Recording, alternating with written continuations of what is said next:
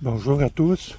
Aujourd'hui, je vais vous informer que j'ai trouvé une relation mathématique sur le web qui est similaire à l'équation que j'ai trouvée pour la constante d'un univers que j'ai trouvé. OK? Comment j'ai trouvé ça? C'est que quand j'avais trouvé l'équation de la foudre il y a plusieurs années, Google m'a donné comme référence un article de Frédéric Ely, son article s'intitule Foudre et tension de pas. Okay? Dans l'annexe 1, on trouve la relation de Chill-Langmuir. J'ai de la misère à le prononcer, là, c'est Chill-Langmuir. Je vais l'écrire dans la description, là. Puis je vais tout vous donner.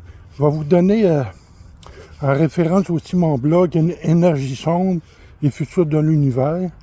Je vais vous donner toute l'adresse, OK? Ce qui est important à retenir, c'est que ça concerne un tube à vide. Il y a deux petites équations. Il y en a une qui représente la vitesse d'un électron, OK?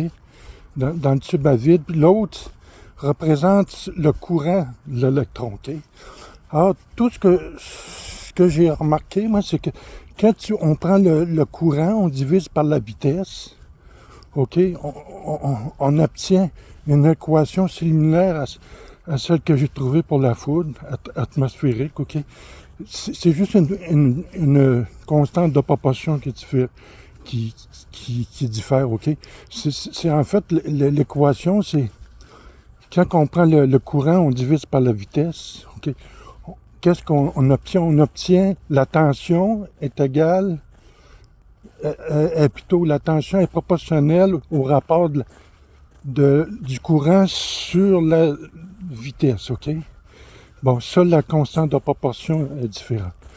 Un autre point important de tenir, c'est que si on multiplie le courant par le temps t, on obtient la charge, OK?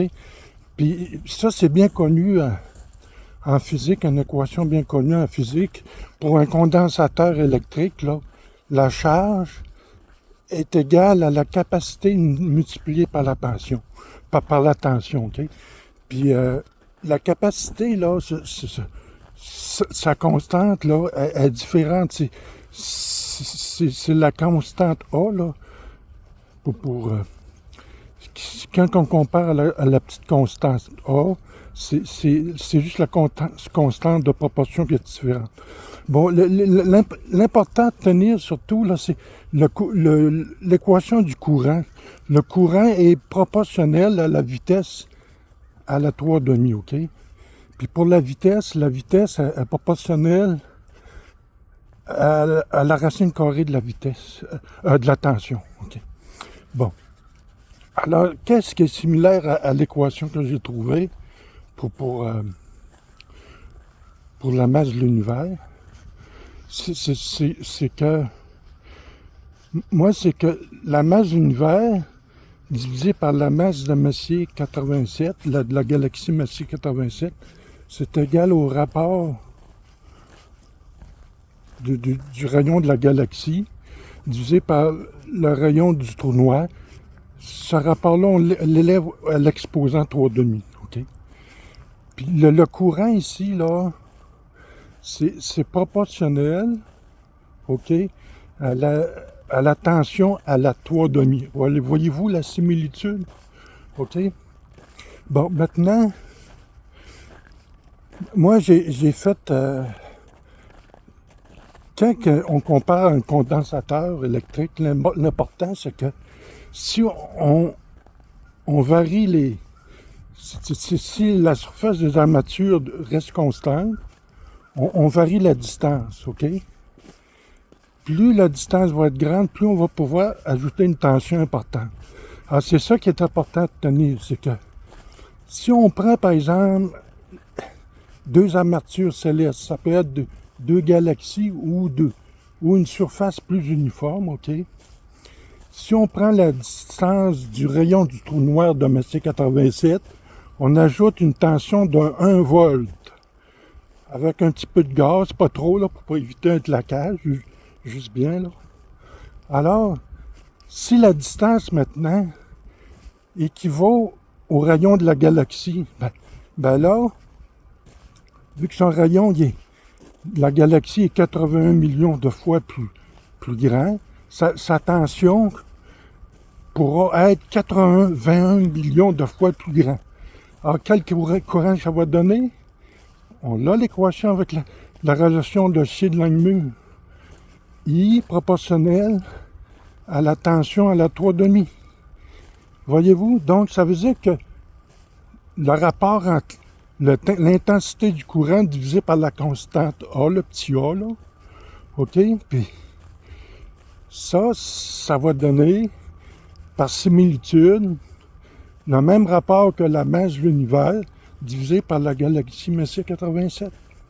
Puis ça, c'est important de tenir. C'est sûr que, sans doute, c'est très différent, mais la similitude signifie quelque chose.